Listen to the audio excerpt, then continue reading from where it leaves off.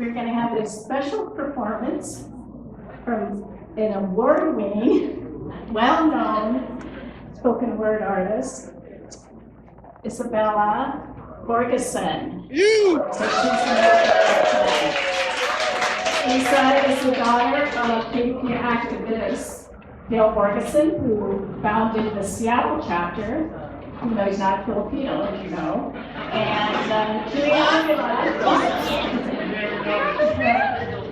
Julian Avila, who now lives in the Philippines. So, Isa. Hello, everyone. How are you?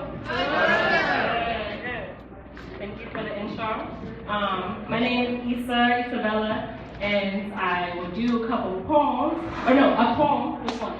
Just one.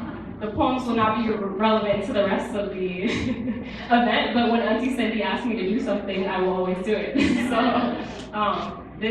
my mom lives in the Philippines now, as Auntie Cindy said.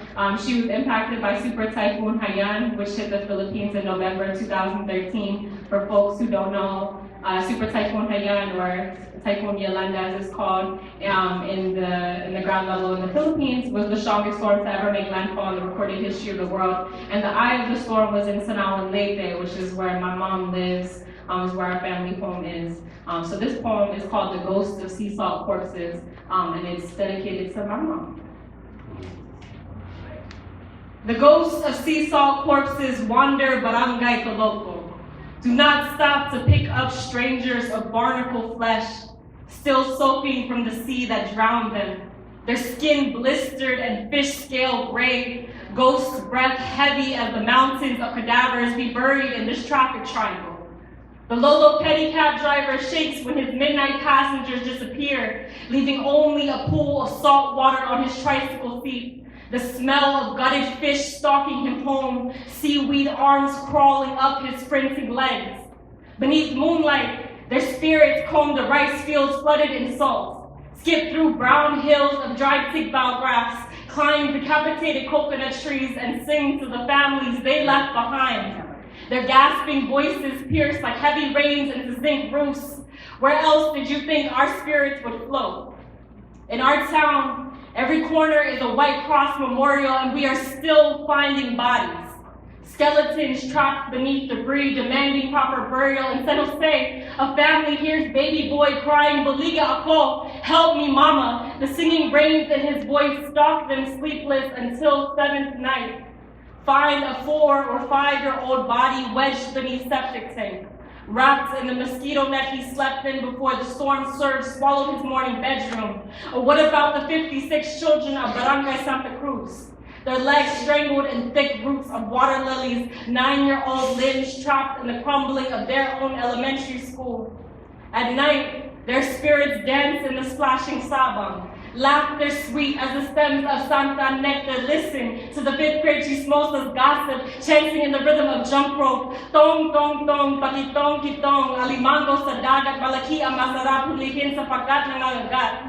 Mama teaches me, Iday, you do not fear these Yolanda spirits, speak to them. Like you speak to your Lola, ask them to watch over your brother back home. Ask them to calm the winds. Iday, you beg them to keep our islands above ocean, until heavy rains and gusts of wind no longer smell sour like decaying bodies. These spirits sing a warning. Andagat kubutong magihan. The sea that feeds us will one day grow hungry again.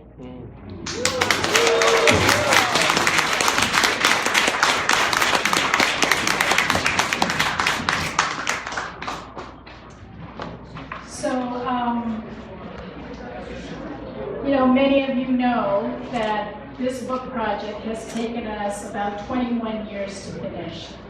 And so we decided to do this event in conjunction with the Asian American Studies conference that's being held in San Francisco, because we always knew that this book was important for not only Asian American Studies, Filipino American Studies, as well as the studies of social movements in this country. We have, as I said, we were on a West Coast tour, but we also have been well received in the Philippines. We did 2 major events at the University of the Philippines in February, where over 200 people came to hear about our work in organizing the Filipino community. As you know, many people do not know about the work of the KDP in the Philippines, and many young people do not know the work of the KDP. And so it was important to us, even though it took us 20 years, our goals of publishing this book never changed.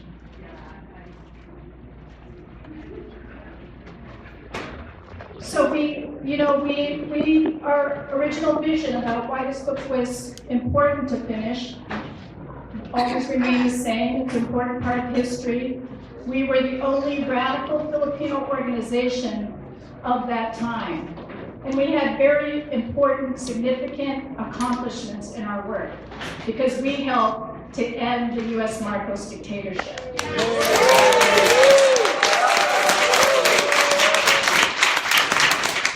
Many of you who know the case of Silme, Domingo, and Viernes, the KDP was essential in winning justice against the dictatorship in the murders of Silme and Jean. We needed to write our own history. Many of us are getting old. Some of us have passed. Our memories are not as sharp as they used to be. But we wanted to write our own history. We didn't want someone else to write it. Many of you know that history is often written by white males who do not have our experience, that can't get our experience quite down the way we wanted to. And so we decided that it was important to write our own history from our own voices, since we were still alert and alive. And it was important to impart the lessons of our work. You know, unfortunately, we did not build the next line of cadre to carry on our organization and our work, but we're hoping that the stories that we tell in our book will inspire the next generation or the current generation to take up that work, to use the lessons that we've learned, to use our experiences, and to build an intergenerational movement to once again fight fascism in the Philippines, as well as what is going on in this country today.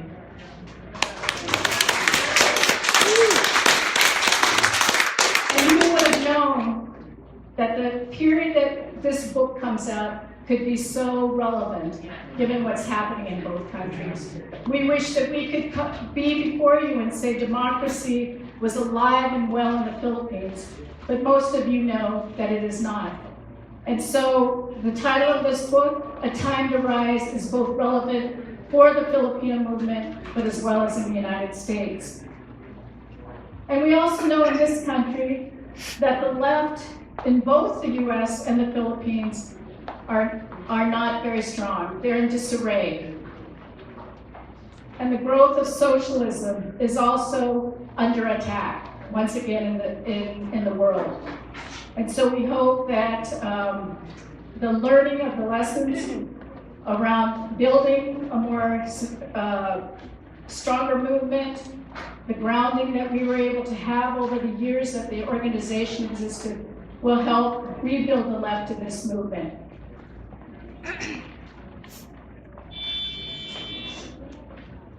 Now, while the book is many things, it is made up of 42 stories, 15 of them by men, and a whopping 27 by women, which speaks to the role of women in the organization. We actually had a panel today led by Mila de Guzman about Filipino American women organizing in the United States, hoping to impart again the lessons and the experiences of the KDP in developing leadership in the movement of women. So the book is not a definitive history of the KDP, but it is made up of individual stories of people, of their various experiences. There are 4 sections. The first section is about how people came into the movement. And so because we had different classes, Filipino Americans as well as Filipino nationals.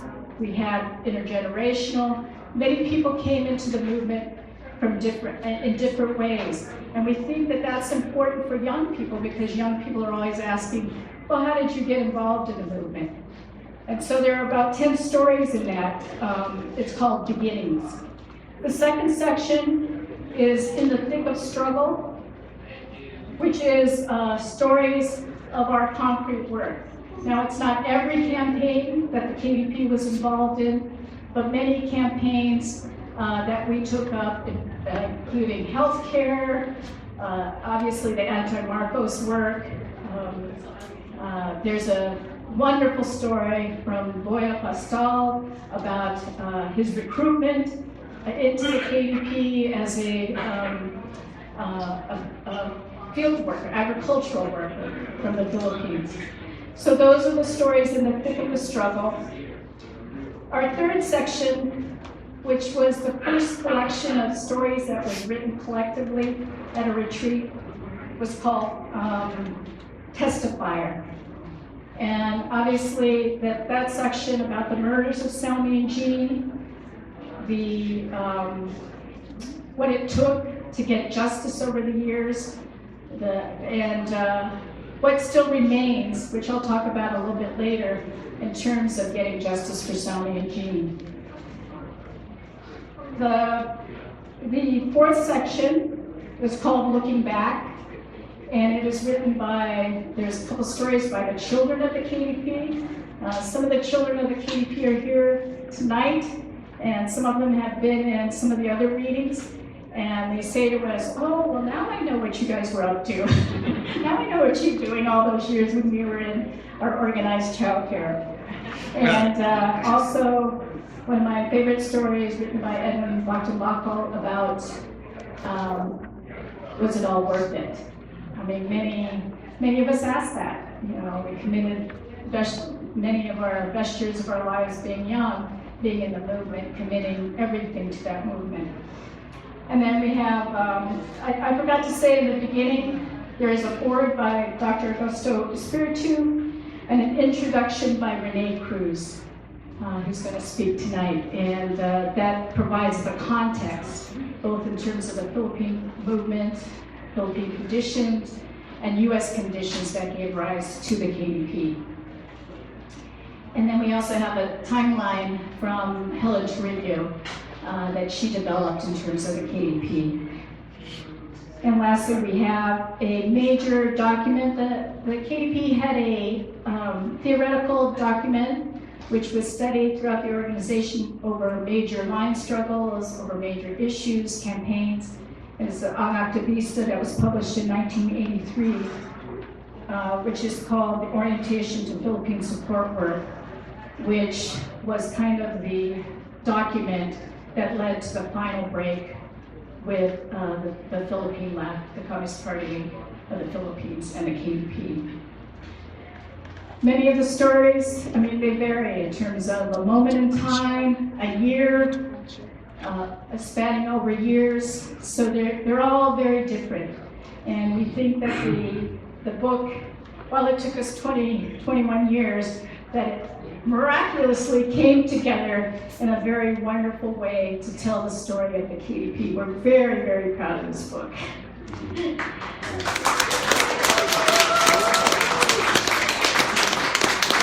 And in the writing of this book, you know, we were thinking about this today in the Asian American Studies Conference about how the KDP folks, they really like each other, right? They like to get together. I mean, you can tell tonight.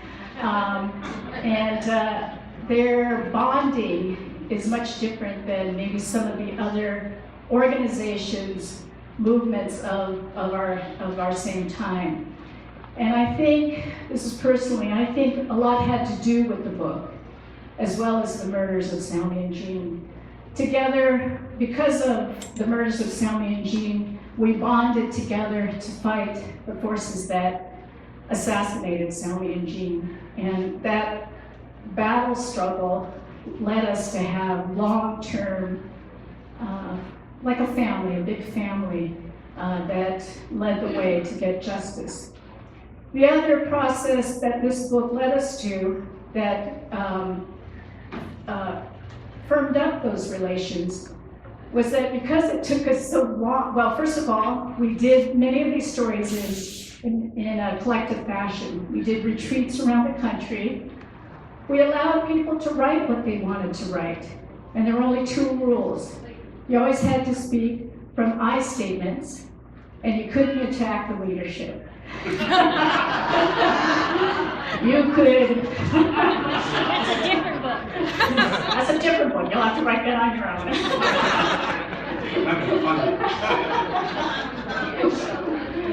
But as I said, it turned out very well, and I think we only rejected one story, and that person wasn't even in the KDP, so it turned out well.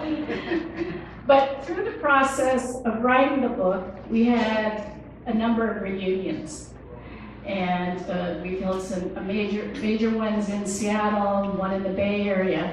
And so it was a continual getting together, updating people always about the book, encouraging people to write stories, but as well as remembering what our accomplishments were and remembering who Silme and Jean were and why we fought for justice for them. So I think it really consolidated us as a group who had shared many positive experiences, had gone through many struggles, and built those long-term lasting ties. And in the process, many of our children came and enjoyed the relationships that they built, because most of the people had after they left the KDP, and a number of them are all about the same age. So I think, obviously, we keep today also, again, we were talking about how do you institutionalize the history of the KDP. There are many still projects and many unfinished stories. Some of the stories did not make it into the book for different reasons. Like there are no stories that people in Los Angeles always complain, where are our stories? Well, we like to blame it on Jaime Yaga because he didn't edit them. But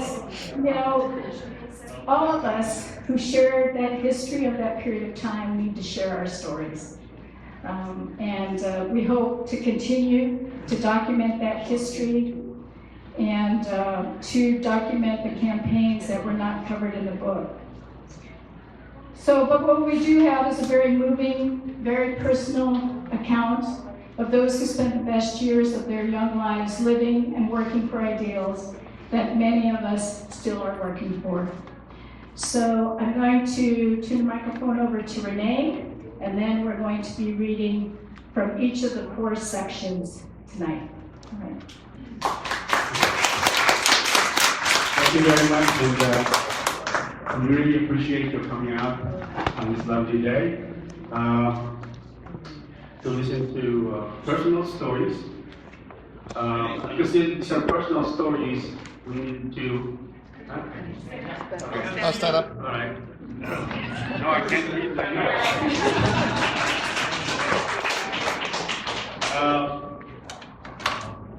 We felt we needed to present a framework, the context for which these stories took place. It would probably be helpful to recall the times, or the world, the Philippines and the United States were different places back in those times in the 70s. And the KDP was born at a time when it was just a different place. Wherever you go, you went in the world. People were rising up. KDP emerged from the Second World War, and then but opened the floodgates to the pent-up power of revolutionary national liberation movements, anti-colonial struggles, so that throughout the world, what we were witnessing was a time of fast-moving events and fast-moving political opportunities for change. So You had the Vietnamese, Laos, and Cambodian revolutions. You had the Korean War, the Cuban Revolution, guerrilla wars in Latin America, armed struggles against the French and Portuguese colonialism in Africa. And in the Philippines was no different. The Huk rebellion led by the First Communist Party was also creating an atmosphere of revolutionary crisis in the 1950s, to be followed by a resurgence of Philippine nationalism in the 1960s. So for more than 3 decades, the international revolutionary process, as we call it, was in a flow, really fast and rapid motion. So for baby boomers, politicized in the United States and in the Philippines, it did look possible that a new society, new political realities could be born within our lifetimes. So we invested our lives in this movement. And that's how the KDP came about in 1973.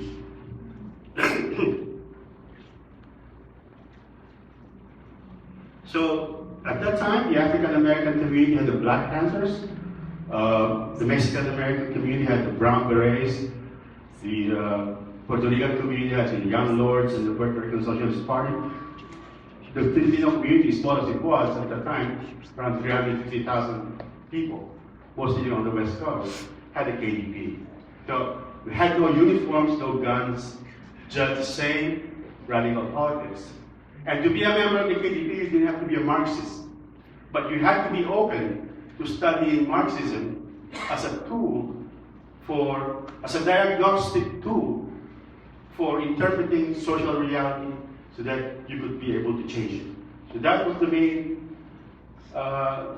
requirement. And that is why we call the KDP a revolutionary organization.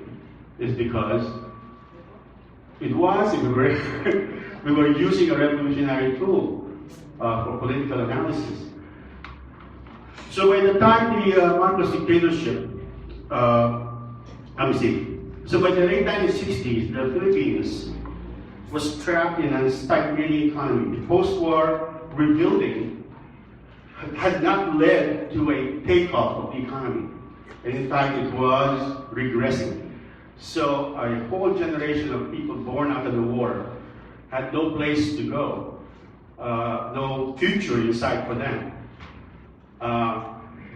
And of course then, with that internal condition, what was happening all over the world, the uprisings of youth had a very profound influence on the young Filipinos.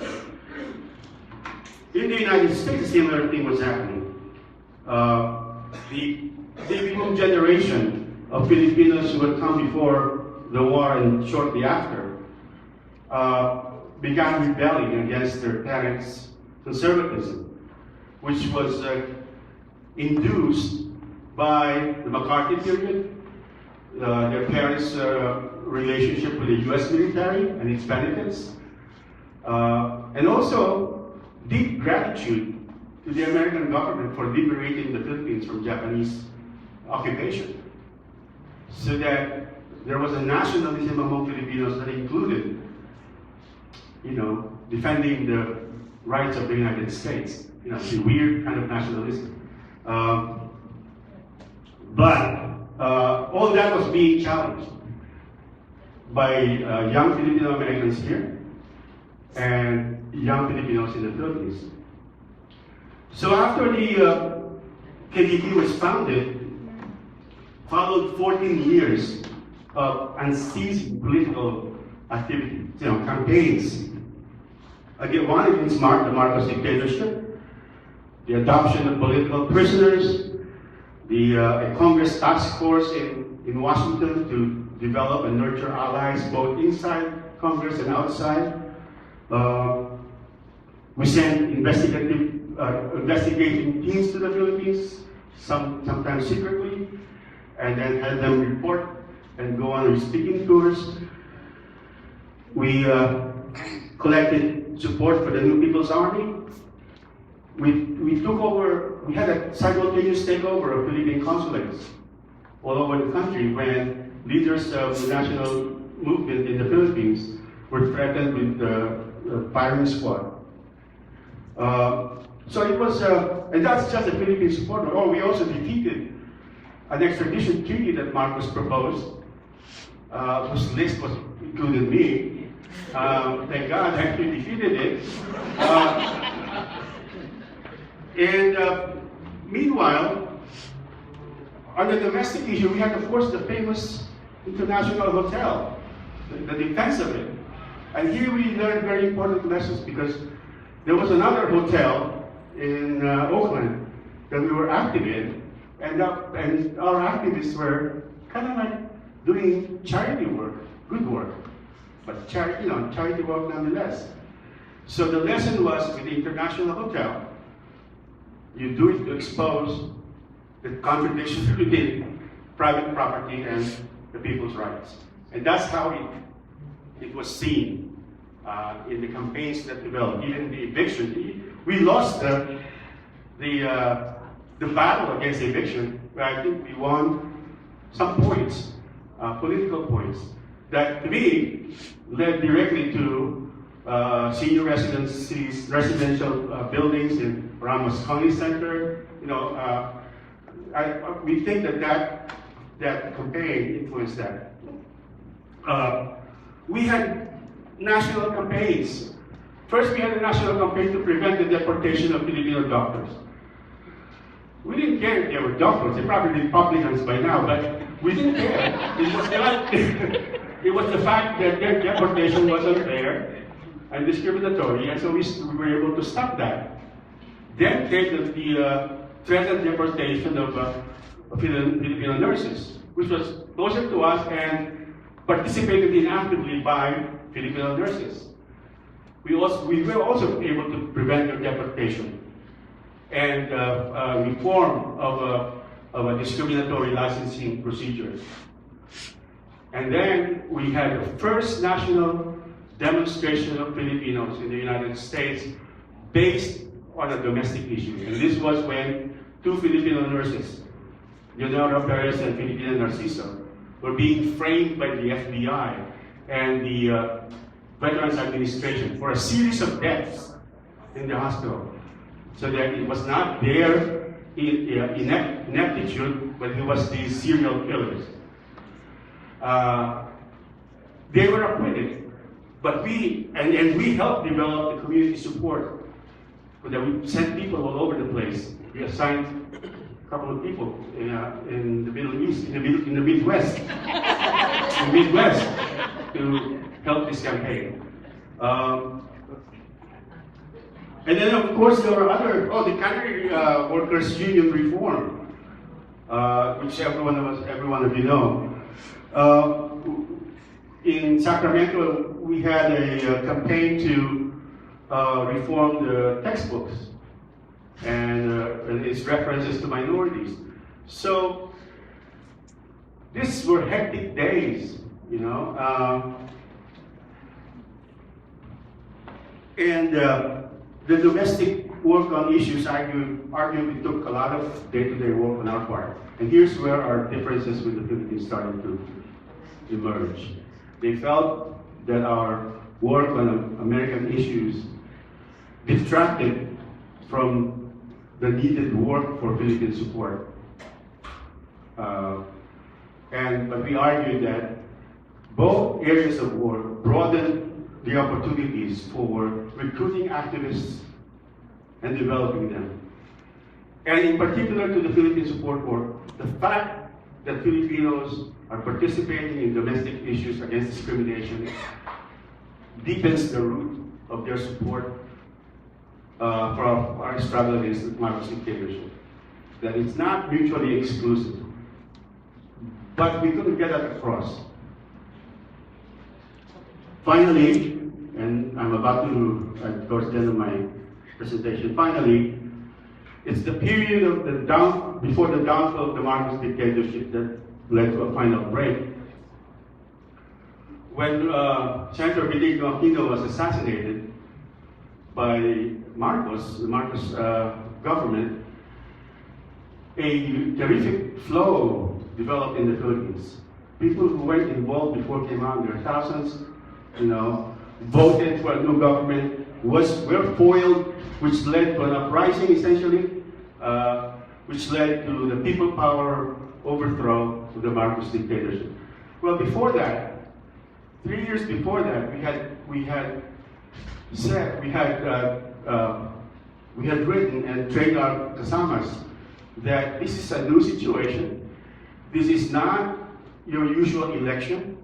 That this snap election called hurriedly by Marcos was potentially a revolutionary situation where political power could change hands and that the left has to be there or lose out. But the Communist Party of the Philippines insisted on boycotting that election and not supporting or working with other oppositionists to Marcos, even if they're from the bourgeoisie. And they called it it's a fight among reactionary enemies. And we said we have to make a distinction or lose the opportunity that if this developed into a situation where power changes hands, if we're not there, we won't be able to participate in the reshaping of the reality after that. And of course, that's what happened. From then, the CPP's influence started to decline.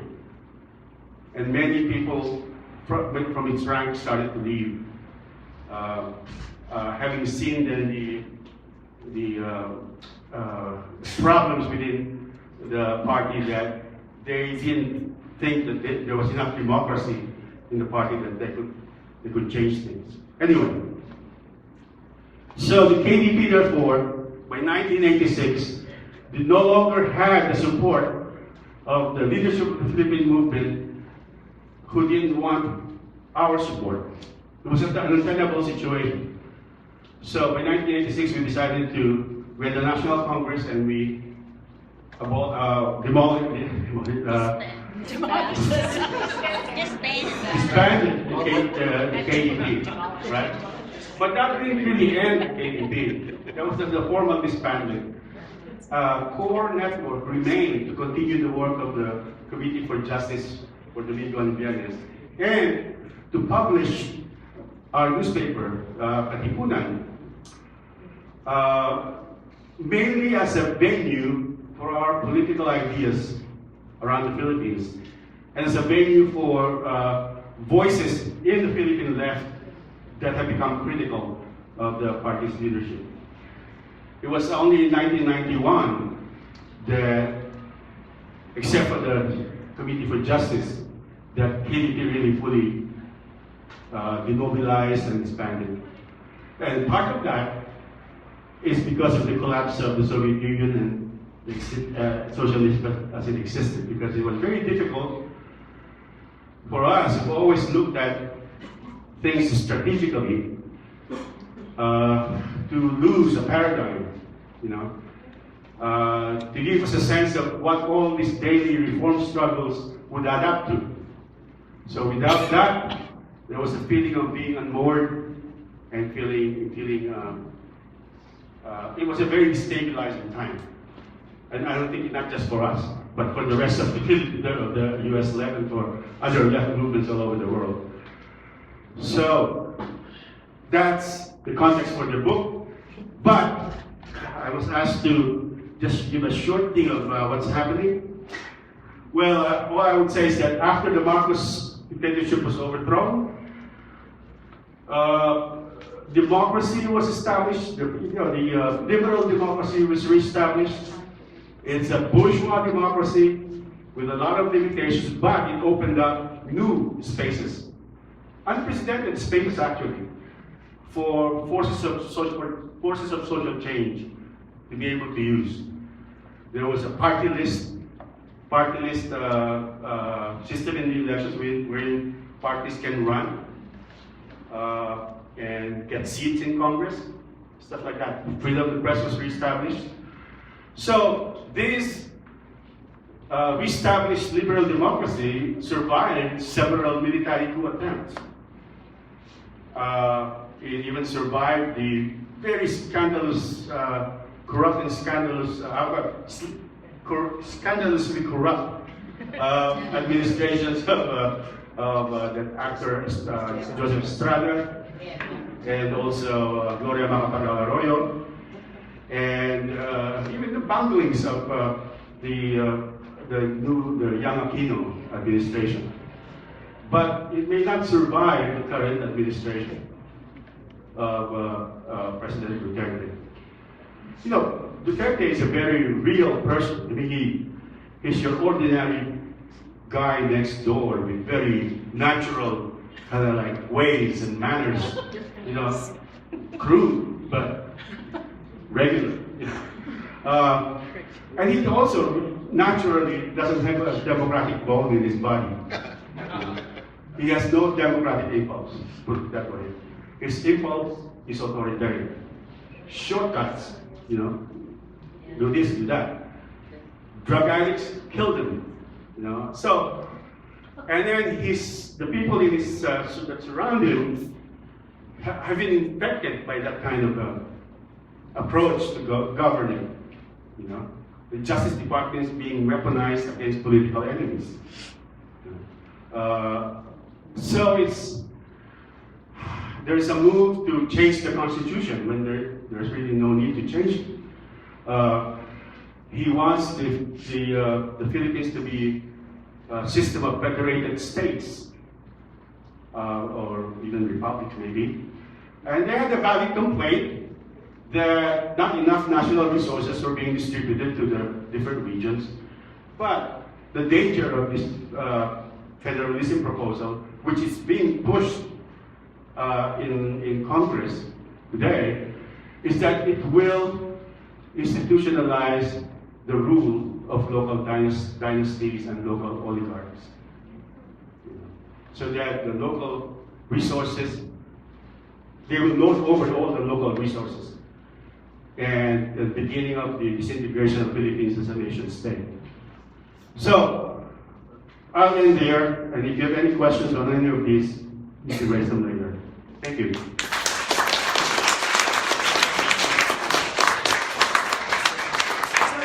So we are going to have time at the end for Q&A.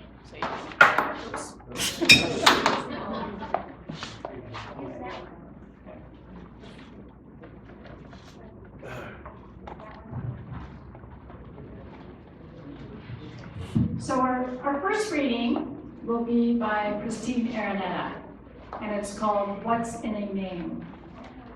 Ma Flora Sepulveda is the pen name of Christine Araneta, whose political involvement was greatly influenced by the Diliman Commune student strike and pre-martial law activism at the University of the Philippines, before immigrating to the United States in 1971.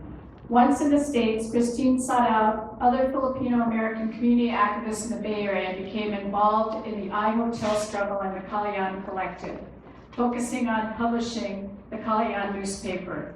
And when the KDP was formed, Christine was assigned for a number of years to the KDP's Ang Katipunan newspaper, primarily covering Philippine events.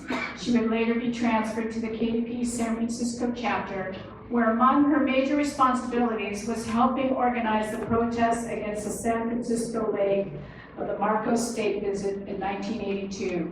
Having spent a good part of her life dedicated to the overthrow of the dictatorship, Christine eventually resumed her interrupted college education in 1984.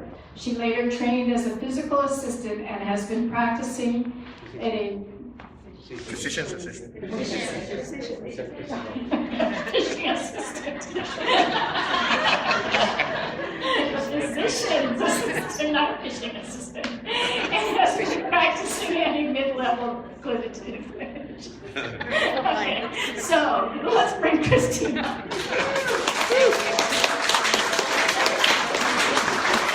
Thank you, Cindy. So when Cindy emailed me yesterday that, she'd like me to read the excerpt, I said, yeah, yesterday. I said, what? I mean, who wants to know about, this memoir, this story, when a lot of the places that are mentioned don't even exist anymore. In Berkeley, they've been long demolished. So, but then, when I thought about it more, it is, the book does make a contribution, and we're living through the same time in history, the same time. So, so what made me get started? So there are certain, culminating events in history where, festering oppression, pent-up frustrations, political views that are sidelined, suddenly burst into open, mass, defiant expression and challenge the prevailing power structures. And we saw this last week in the March for Life in Washington, D.C. In fact, we've seen unprecedented mobilization of millions in the last 17 months that in all the 10 years, that preceded the Trump administration. I was going to say dictatorship, but. Okay. And while it's far from guaranteed that these mass movements will overturn unjust structures and overcome backward policies, which brought them forth in the first place, it's certain that it has had a generational impact. So the young marchers on the street today, mobilized by tragedy, whether they are conscious of it or not, whether they are prepared for it or not, they are the new stewards of change. And some 48 years ago, moved by the same cry of turn grief into courage, history thrust me and my generation on the same path, on the same crossroads. So this is how it started. It was January 26, 1970, the National Day of Condemnation called by student activists in front of the Philippine Congress in Manila. Masses of students crowded the grounds and more prepared to disembark from buses as far south as Laguna Province. The stifling heat, exhaust fumes, and sheer numbers of bodies packed into the square threatened to overwhelm my little patch of the demonstration. In front and flanking me were taller, boisterous college students. Behind me were faculty members of my high school. And above, as I craned my neck upward, red banners blazed against the gray Manila sky. The police and soldiers were there too. In full riot regalia, they stood at attention on the edges of the demonstration and on the roof of the Capitol building, ready to shoot should the command come down. And that's exactly why we were all there. My mother, sisters, brother, and I had ventured beyond the safe confines of the university community to protest the murder of 3 college students only a fortnight ago on Mendiola Bridge. These were no longer faceless, nameless peasants embroiled in some provincial land struggle. Each of these victims were one of us, quote, the enlightened middle class, who were simply engaging in peaceful protest. When the shots rang out on Mendiola Bridge, the tenuous peace of the middle classes began to shatter.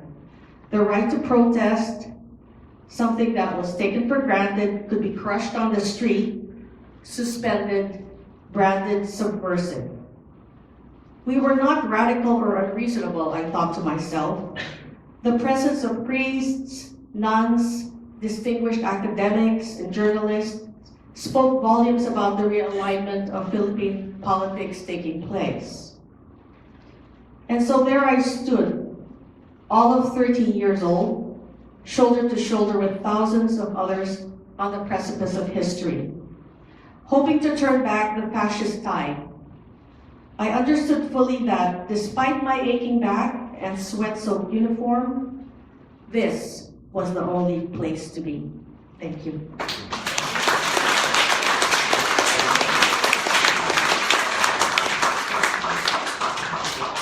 Thank you, Christine. So our second reading from In the Thick of the Struggle will be read by Mila.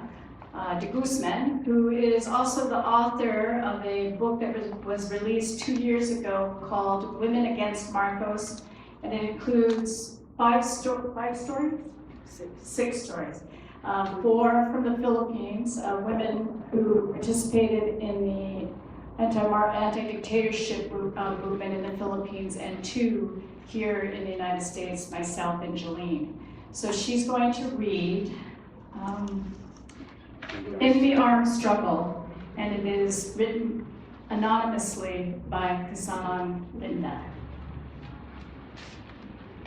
Thank you. Ka is short for kasama or comrade, and this was how members in the movement in the Philippines address each other, and we also adopted that practice here. So it would be Ka Rene, Ka Cindy, and so on. In the armed struggle, so I'll read excerpts from Ka Linda's story. But first, let me introduce her.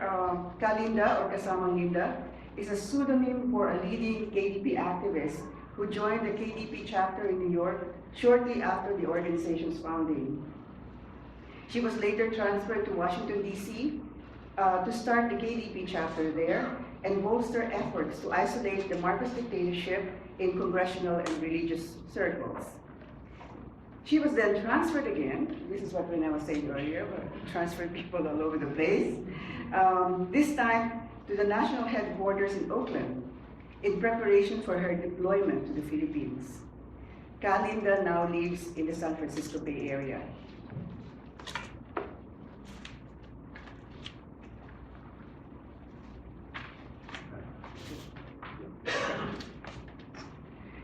As our relations with the center began to deteriorate, we needed to prove ourselves, to prove that we were willing and able to repatriate people, and I volunteered to personify that commitment, even though I'm sure I wasn't the best comrade to take that assignment, especially when it came to joining the New People's Army. Unfortunately, by the time I got back to the Philippines, the center had solidified its opinion about us, and we were under suspicion as to our true motives and agenda for returning. So I believe that my assignment to the NPA was more to test me than to actually place me. When I met with the then chairman of the party and the general secretary, they were very distant and formal. Even though they relaxed during our breaks, they remained guarded. We danced around our political differences and did not address them head-on in these meetings. It's important to remember that our political differences at the time were not black and white. The tumultuous events that framed the collapse of the Marcos regime and the EDSA People Power Revolution were still 4 years into the future.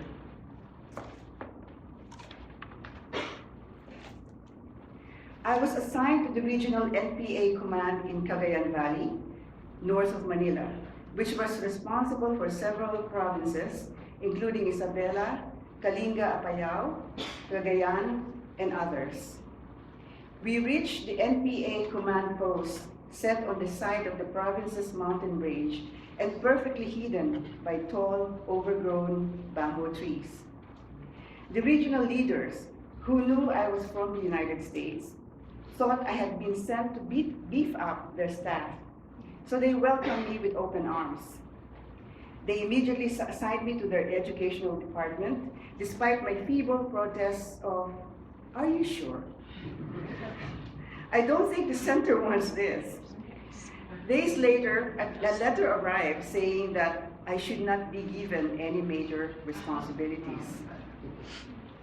That instruction would have been easier to carry out had I not been a Filipino with a depth of knowledge and skills acquired through years of organizing.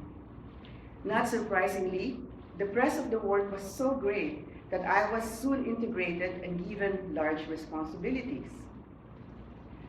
I was taught how to shoot, clean, and maintain not just my weapon, but also other kinds of weapons. This was in case I had to quickly use another weapon in battle situation, or inherited a different kind of weapon from a fallen comrade. The last time it had been shot, comrades explained it had only sprayed gunpowder stains on the target.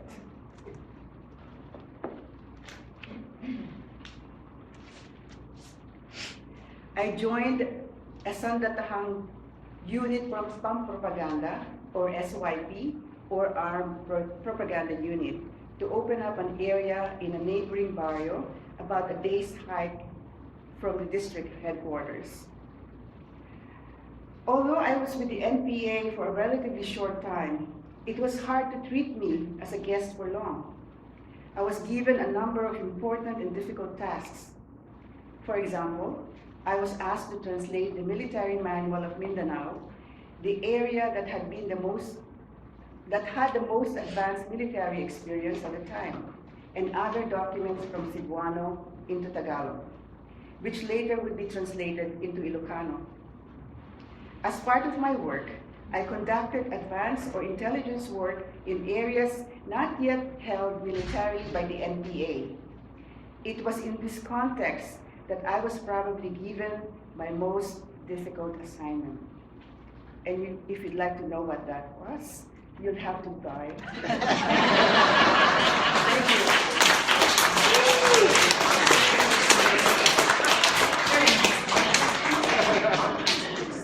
Thank Our next reader is Lillian Galedo, and she'll read her piece entitled A Memory of Strong Women from Part 3, The Test of Fire, about the section The Struggle for Justice for Sounding Jean. Lillian Galedo was recruited into the KDP in 1978 in the San Francisco Bay Area. She was assigned to the organization's National Commission on Immigrant Rights, focusing initially on discrimination against Filipino professionals, but quickly expanding in scope to immigration reform. Lillian built coalitions to fight against repressive immigration bills. She's a founding and active member of the National Network for Immigrant and Refugee Rights, the Dignity Campaign for Real Immigration Reform, and Alameda County United in Defense of Immigrant Rights. She recently retired from her position as Executive Director of Filipino Advocates for Justice, where she has worked since 1980, focusing on the needs of the growing Filipino community in the San Francisco Bay Area. Lillian.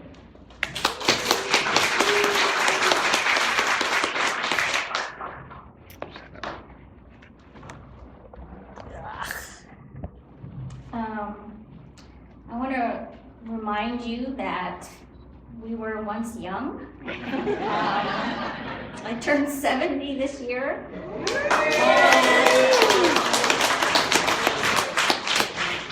And in that 20-year trajectory that it took us to write this book, I wrote this in the very beginning. Because we were asked to just write stream of consciousness. And actually, I hadn't read it since then. So I tried reading this the other day when I was asked to do this, and it was really very hard. So I'm not sure if I'm going to get through this. So, Edwin has my permission to hit me on the back when I start to embarrass myself. Okay. June 1st, 1981. Shocking and incredible news is traveling through the KDP grapevine. I can't believe it. This couldn't really have happened. Jean and Silme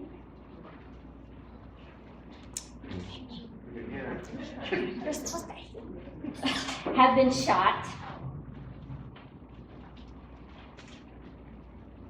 I can't seem to get any hard facts, but they might be dead. They're so young. For Christ's sakes, they barely figured out what they want to do with their lives. Poor Cindy, and what about Terry and her 2 kids? Their parents must be devastated too. How do you handle your kid dying before you do, especially at the hands of some assassins? Somebody give me some straight answers. Isn't there something I should be doing? But what is that? I must be patient. We can't simply fall apart.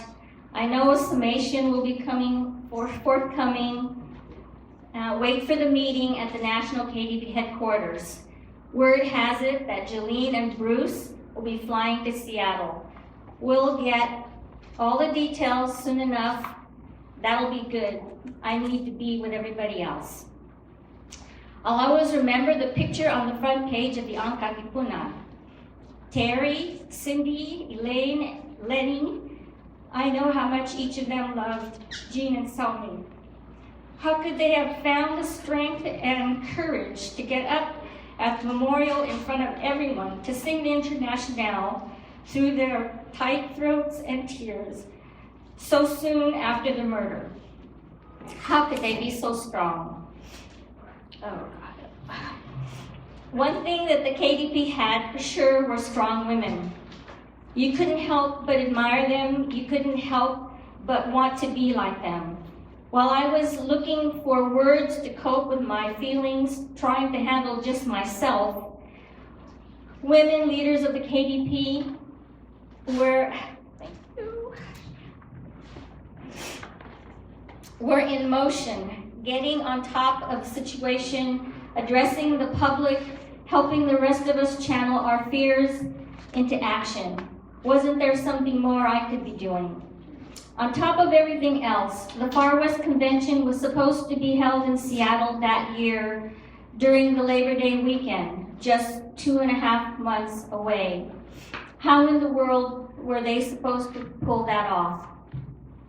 Kathy from the KDP National Executive Board came by my office. She was somber, not much kidding around. You know Kathy, she's always kidding around.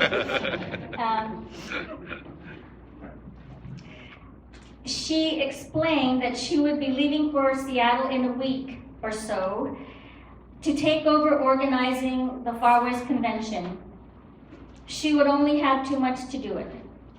Our comrades in Seattle need our help desperately, she said. The murder trial will begin soon and community support had to be organized, not to mention dealing with emotional fallout from the murders. It was impossible for the Seattle chapter to do the convention by themselves. Would you help? Would you leave your job for 2 months to go to Seattle, she asked. I didn't say anything at first. Could I just abandon my job on the spot like that? But maybe this would be my chance to do something. She took my silence as hesitation. She became more intense and said, trying not to get too heavy about it, well, Lillian, I think it's time you... I can still hear her saying that. Come on, Kathy, say it. I can still hear her. Well, Lillian, I think it's time that you saw yourself playing a more leadership role. Holy shit. How did she know I had been waiting for someone to ask? I really wanted to do something more. I was about to cry. I felt bad that she even had to ask, that she had to exert a little extra effort in making me respond. Why couldn't I have been as strong as all the other women around me who seemed to take leadership, want leadership, step forward without being asked, sometimes even competing for leadership? What the hell was wrong with me? I sat silent for a moment, then heard myself saying out loud, okay, I could be ready to leave in a couple of weeks.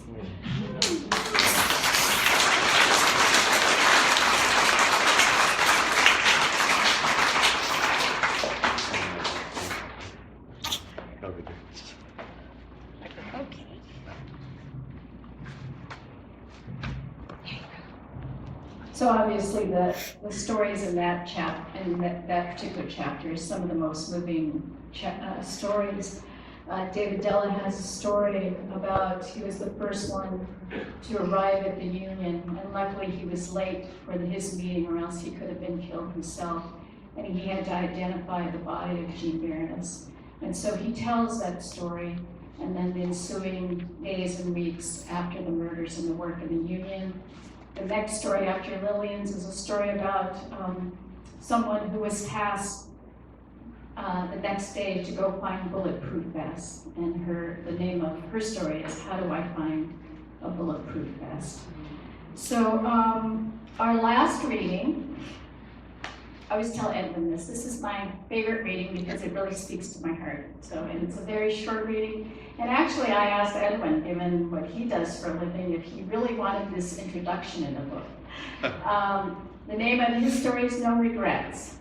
Edwin Bactabacal became a student activist while studying at De La Salle University, Manila in the late 1970s. Upon graduating in 1979, Edwin worked for about a year in the underground support branch of the Eastern Central Luzon Regional Organization of the New People's Army and the National Democratic Front. In 1980, Edwin immigrated to the United States with his parents, and he joined the KDP National Secretariat shortly after his arrival. He was assigned to a KDP housing collective and ultimately deployed to the International Association of Filipino Patriots.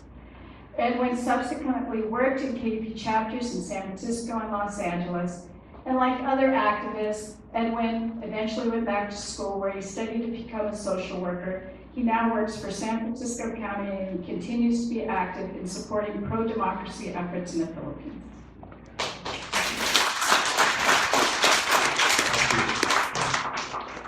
I'll make sure I'm being seen on the live stream. The marvels of Facebook. Okay.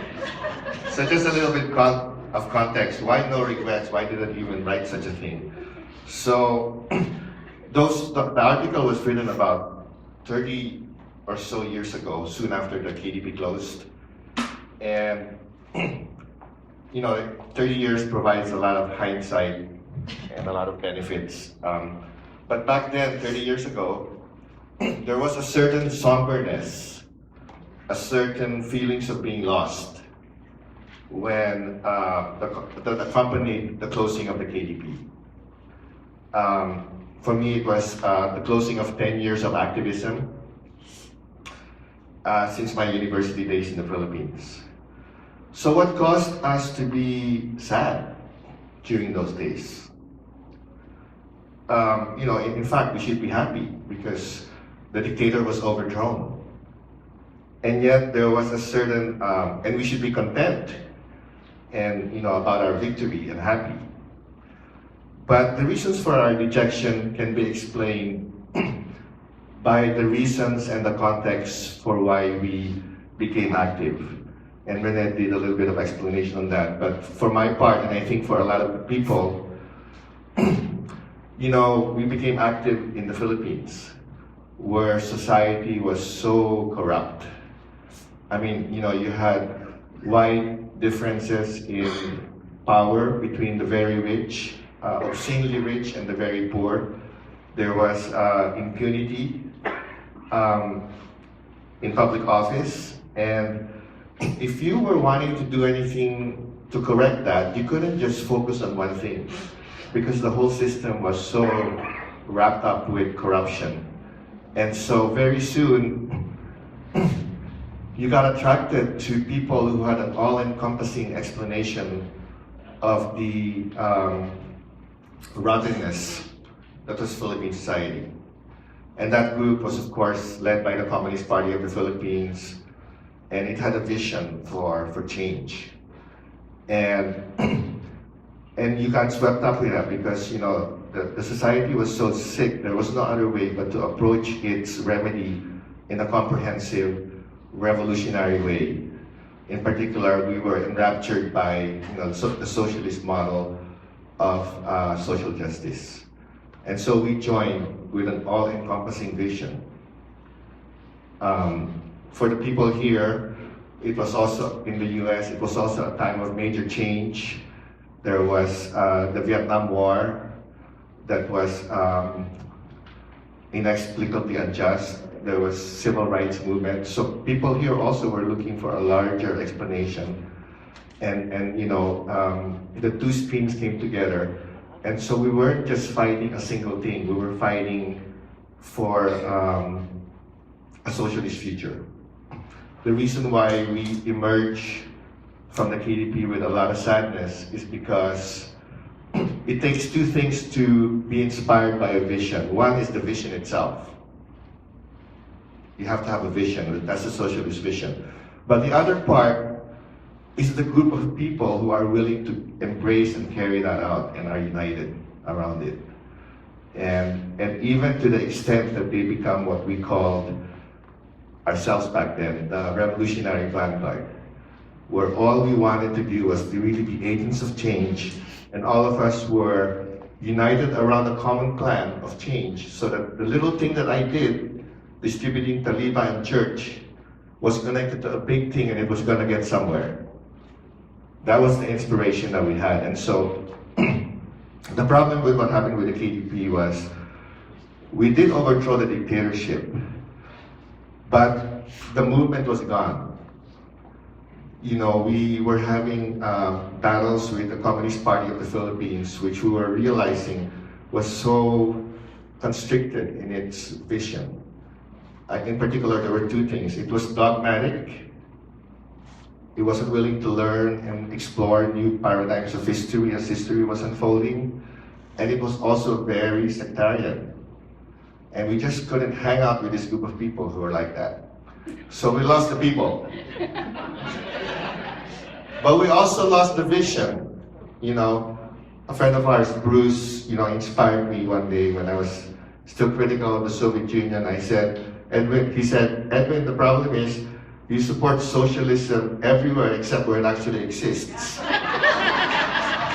So I said, oh, okay, we have to support socialism no matter its deficiencies. It's the first toehold of a new, bright society that wanted to live in the world. And so, okay, we'll support it. But, it collapsed. It collapsed with all of the rottenness that got uncovered afterwards. So we lost the people who were dogmatic and sectarian, and we lost the vision. That's why we were so sad. And that's the context for why I wrote this article. Longer than his article. So no regrets. Why was I ever drawn to the movement? Answering this question is important because I now look back at how my life diverged from those of my schoolmates and friends. By the way, I came from an Ivy League school, and so 30 years ago I was looking at my classmates across Southeast Asia and they were doing really well, and I was so sad that I became a communist instead.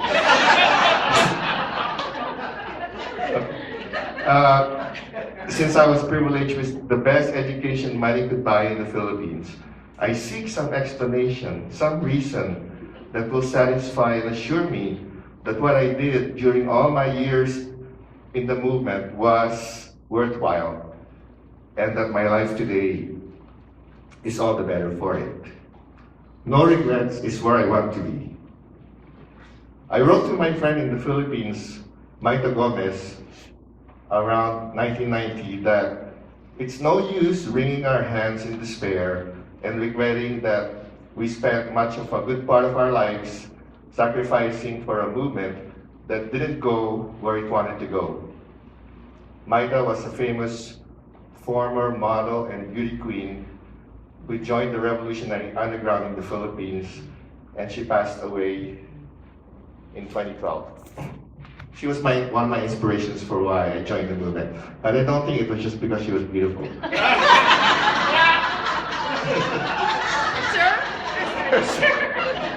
Okay. In recent years, we both found ourselves at a crossroads, struggling to make sense of the depth of our movement and lamenting the wasted lives and delayed dreams that would never blossom to their fullest. I wrote her that it's no use regretting what we have done, because if we really looked at it, took into account who we were and the times we were living in, we could not but have done what we did. However, this type of determinism only quiets my soul temporarily, because an inevitable tragedy is still a tragedy. To be truly at peace, I must instead reconnect with the fire that burned in my heart a lifetime ago. To have no regrets, I must regain that firm belief in the cause that I embraced so wholeheartedly, even as I continue to live the new life I have today, and even as I remain aware of the paradigms that history seems to have disproved. I guess I miss believing. The collapse of existing socialism and the derailment of the Philippine revolutionary movement have taken its toll on my capacity to believe. My hope is to find peace in discovering what remains true of my old leftist convictions, determining which truths I can believe in as firmly today as I did back then.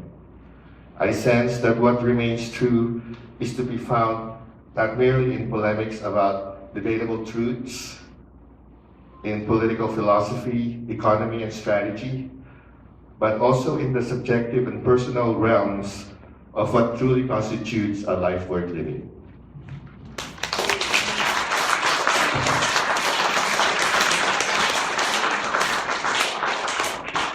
You'll be thoroughly criticized afterwards for giving a big speech. Really. Thank you, Edwin.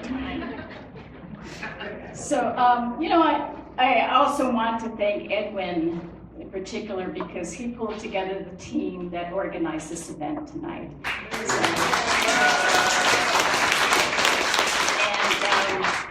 And Edwin has found a movement to continue believing in.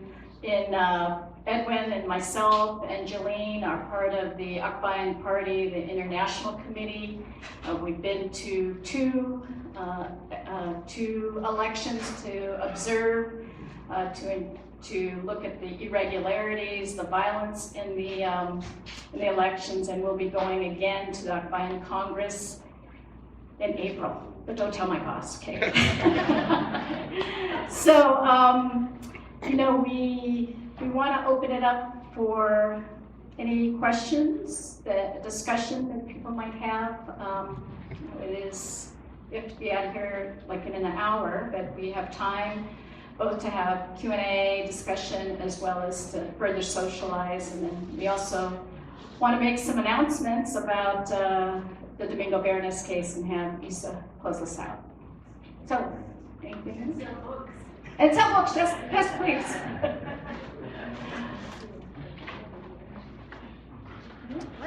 No question. Oh, actually, I want, there are a number of kasamas here. There are actually people here who we didn't get an opportunity to read their stories. Dale Borgeson has a couple of stories in the book. What about Silme? The founding of the KDP chapter in Seattle. Elaine has a story also named Ellen saying. Walter, who I had asked to read, but he violated democratic centralism and decided not to respond.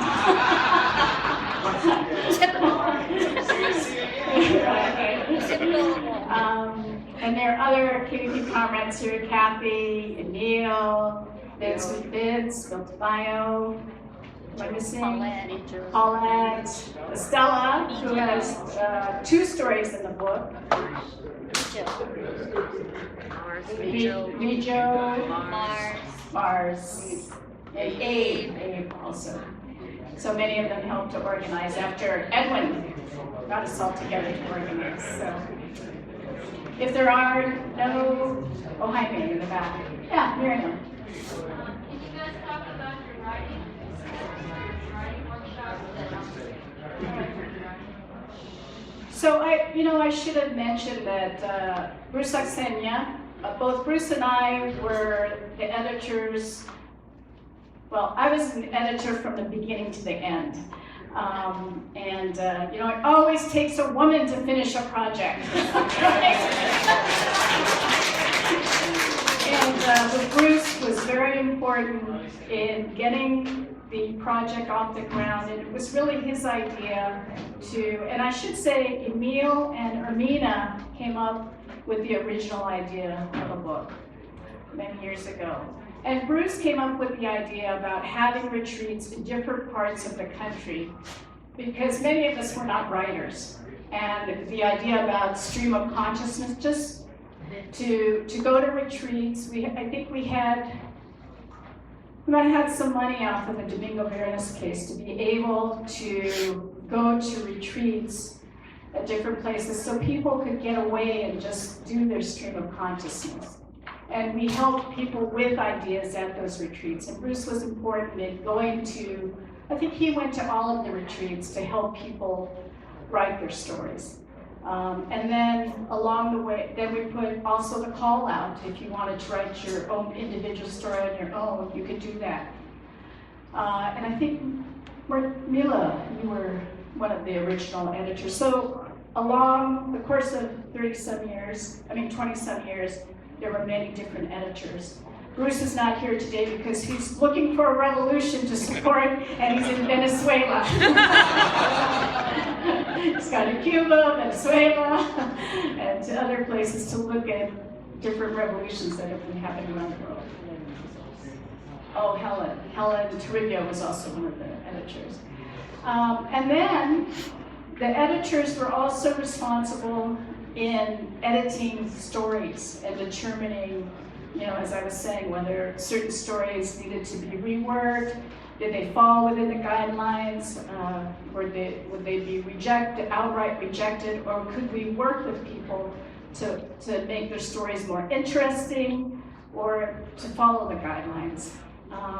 The majority of stories actually were written in the first few years of the book, I think in the first 5 years of the project. And then,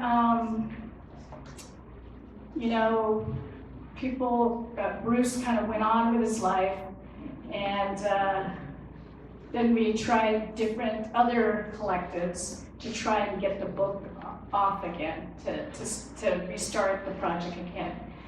And pretty soon, many people lost faith that we were going to finish the book, and a couple of stories were published elsewhere. And so it meant we didn't use them for our book also. So then finally about 10 years ago, the University of Washington said, we are interested in this book. We said, okay, you'll be the publisher. Well, the person we were working with left, and so we had to start again. And fortunately, I have been kind of strategic in working with professors who had influence at the University of Washington publishers. And on the first presentation of the script, they said, we'll take it, we'll publish it. They realized the importance of this book. And so about 3 years ago, actually, I think Renee's a real writer, a real editor.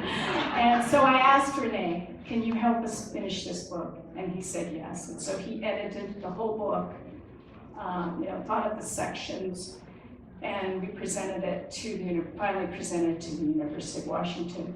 There were a couple of stories that we have, as I said, we had a number of stories that we still have unfinished in different formats. People were interviewed. People didn't get their stories edited, and we're hoping to do a website so that we could post some of those stories.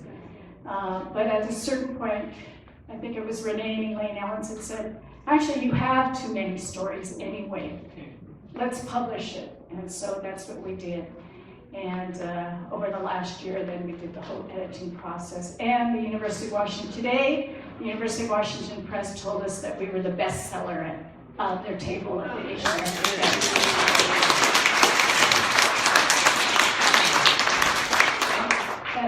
That's been the process. I just wanted to say, first, I love the idea of the individual stories.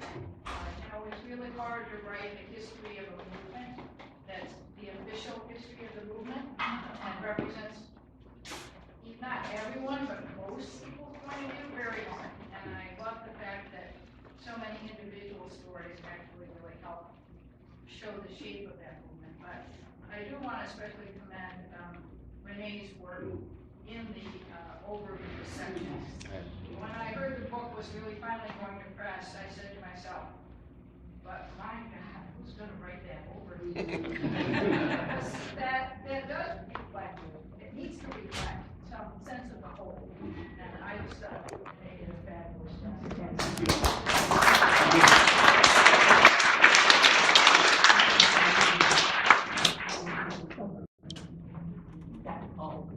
Just to piggyback,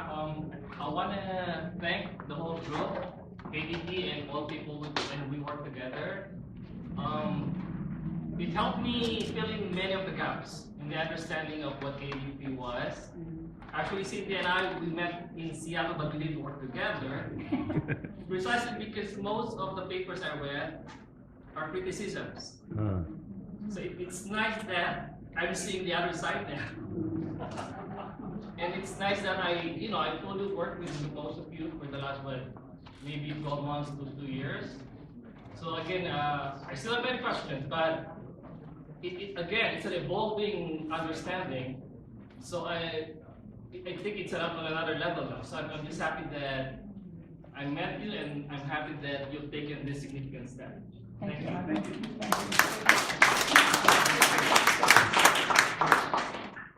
Anything else? I was asked, what does the K stand for?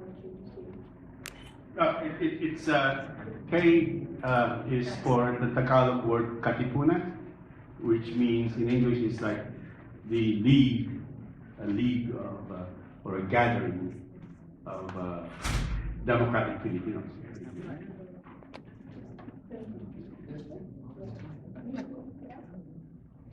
Right. I just want to make one more announcement. As I said, I have a story in here in the section about Silme and Jean's murder, and it ends with, it's a span of, over the years that we did the case. And the ending of my story is that I hope that one day that Mike Withy would call me and say, we have to reopen this case. We have some new information, and we're going to go after the U.S. government and their intelligence agencies. Yes.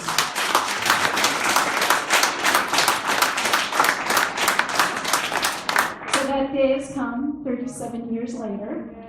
It's hard to believe that it's been 37 years. And so, at the scene of the crime, at the Union Hall, there was an FBI informant who came in the middle of the first murder trial of the people that carried out the shootings and tried to thwart the whole case, saying that Silme did not know who shot him, and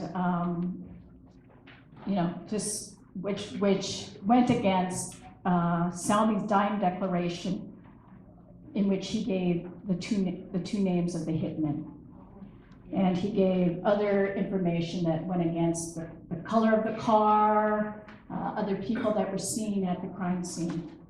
And so we've known for a long time that this man was an FBI informant, but now we know other information. And last week, we were back at the FBI office saying, reopen this case. We want the 1,200 documents that you had on this FBI informant. We know who his control agent was now, and we want you to know that if he was an FBI informant, we have proof.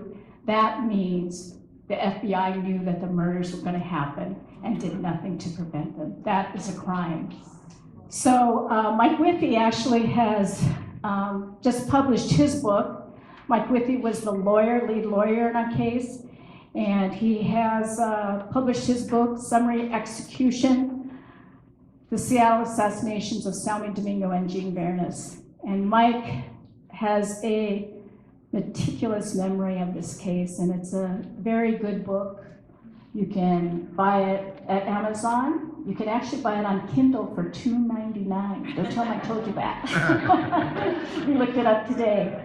But he had a book launch last week with 400 people who are ready to support us in our cause for justice again, including the mayor of Seattle, including the city council, including congresswomen, and other people across the country in which he's built another popular front to relaunch the justice efforts. So I hope you'll take a card and sign the petition and buy this book. It's a very good book. So I think we are ready for the closing. Isa? Yes. Yes.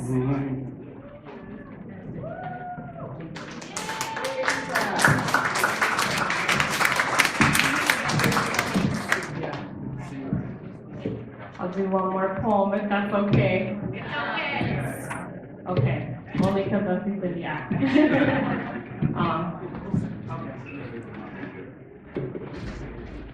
I'll read it off my phone, sorry. Just want to thank everyone for this event and for everything. I am also a child of the KDP. My parents are both a KDP activist, and so yes, have it for yourself. And what it meant for me to grow up being raised by not only my parents and the activism that they taught me, but growing up knowing that I had tens, if not hundreds, of aunties and uncles and kasamas across the country and around the world who always take care of me, who are so essential to the values that I have in my writing, in my activism, in the ways in which I function in my community. And folks here at this panel table, everyone here in this room have very much helped to raise the person that I am and the community that I see in the world.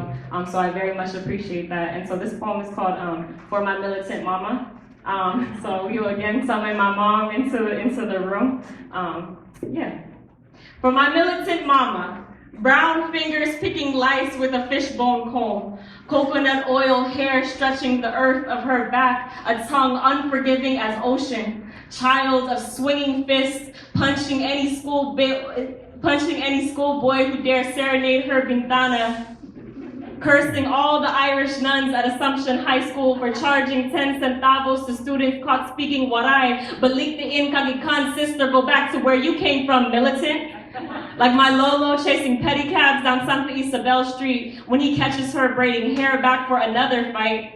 She jumps off the roof to dance with her barcada beneath a full moon of Real Street. For my mama, a college dropout marching past the spraying bullets of martial law curfews, who did not flinch when 5 plainclothes men pushed her into an unmarked white car, forced her to watch as 2 kasamas were tortured in the room next door with wooden poles and angry fists.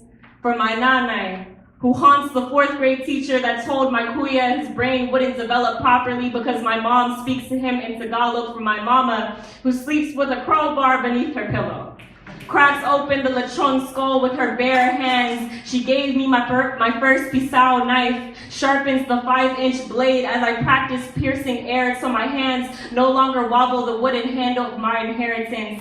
Mama, you are a village of brown women warriors dancing in mother tongue.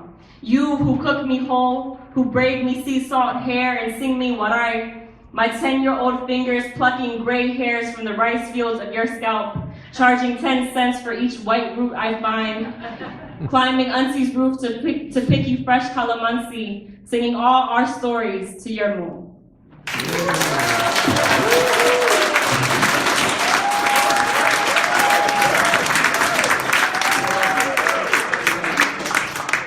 So thank you again to the iHotel and to the organizers of the event. Buy books. Right? Hold on.